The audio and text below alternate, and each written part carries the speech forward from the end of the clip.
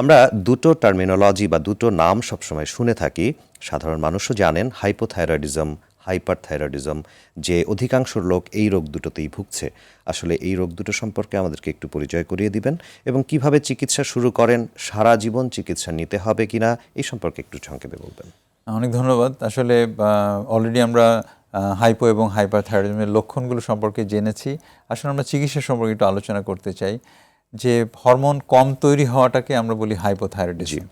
এই হরমোনটা যেটা আমাদের গলার সামনে থেকে তৈরি হয় থাইরয়েড গ্ল্যান্ড থেকে, এই হরমোনটা কিন্তু ট্যাবলেট আকারে কিনতে পাওয়া যায়।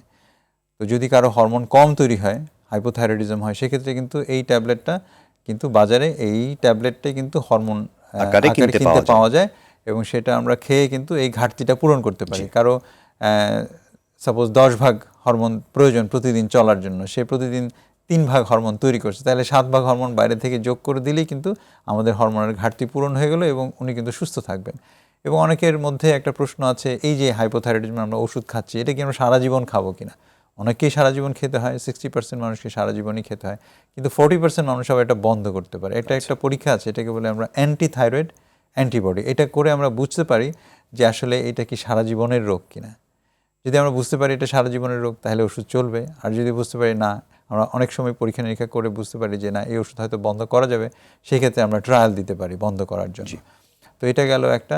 এবং হাইপার, যেটা হরমোন অতিরিক্ত তৈরি হওয়া, সেটা কমানোর জন্য, অতিরিক্ত হরমোন তৈরি হওয়াটা কমানোর জন্য কিন্তু 3 ধরনের চিকিৎসা রয়েছে। একটা হচ্ছে মেডিসিন, একটা হচ্ছে রেডিয়েশন, রেডিও আয়োডিন থেরাপি বলে যেটাকে আমরা, আরেকটা হচ্ছে অপারেশন। মেডিকেশন হচ্ছে সাধারণত 12 থেকে 18 মাস একটা অ্যান্টিথাইরয়েড ড্রাগ আমরা খাওয়ালে বেশিরভাগ রোগী আসলে সম্পূর্ণ সুস্থ হয়ে যায়।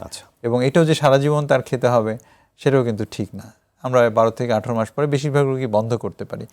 কাউকে দেখা যায় যে বেশি দিন খাওয়া লাগে, অথবা বারবার ফেরত আসছে রোগটা, সেক্ষেত্রে হয়তো আমাদের, অথবা কেউ ওষুধ খেয়ে টলারেট করতে পারছে না, সহ্য করতে পারছেন না, সেই ক্ষেত্রে হয়তো আমাদের রেডিয়েশন দেওয়া লাগে। আর খুব রেয়ারলি আমরা হয়তো কখনো কখনো যারা রেডিয়েশনও সহ্য করতে পারবে না, রেডিয়েশন নিতে রাজি নন, তাদেরকে অনেক সময় আমাদের অপারেশন করা লাগে, কিন্তু সেটার পার্সেন্টেজ অত্যন্ত কম।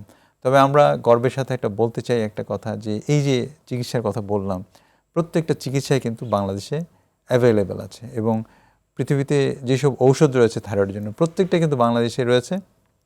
এবং রেডিও আয়োডিন থেরাপি থেকে শুরু করে এক্সপার্ট সার্জন, তারাও কিন্তু বাংলাদেশে রয়েছে। এবং অন্যান্য অনেক দেশের সার্জন থেকে বাংলাদেশের আমাদের যে স্কিল, সেটা কিন্তু অনেক বেশি, কারণ আমাদের দেশে রুগীর সংখ্যা অনেক বেশি এবং প্রতিনিয়ত আমাদের এই রোগগুলো সম্পর্কে পড়াশোনা করতে হয়, পড়াশোনা ডাক্তারদের করাতে হয়, ট্রেনিং করতে হয়, ট্রেনিং করাতে হয়। এবং আলটিমেটলি দেখা যাচ্ছে অনেক রুগী ডিল করার কারণে কিন্তু বাংলাদেশে ডাক্তারদের থাইরয়েড নিয়ে এক্সপার্টিস যেটা কিন্তু, সেটা কিন্তু খুবই ভালো পর্যায়ে। এবং আমরা গর্বের সাথে বলতে চাই যে বাংলাদেশ থেকে বাইরে কোনো রকম হরমোন অথবা থাইরয়েডের রোগের জন্য বিদেশে যাওয়ার কোনো প্রয়োজন নেই। প্রত্যেকটা মোডালিটি অফ দ্য ট্রিটমেন্ট কিন্তু আমাদের দেশে অ্যাভেলেবেল রয়েছে। জি, অবশ্যই আমরা আপনার কথার মাধ্যমে আমাদের দেশবাসীকেও আশ্বস্ত করতে চাই, যাদের এই ধরনের সমস্যা হবে অবশ্যই আমরা দেশের মাটিতেই চিকিৎসা গ্রহণ করতে পারবো।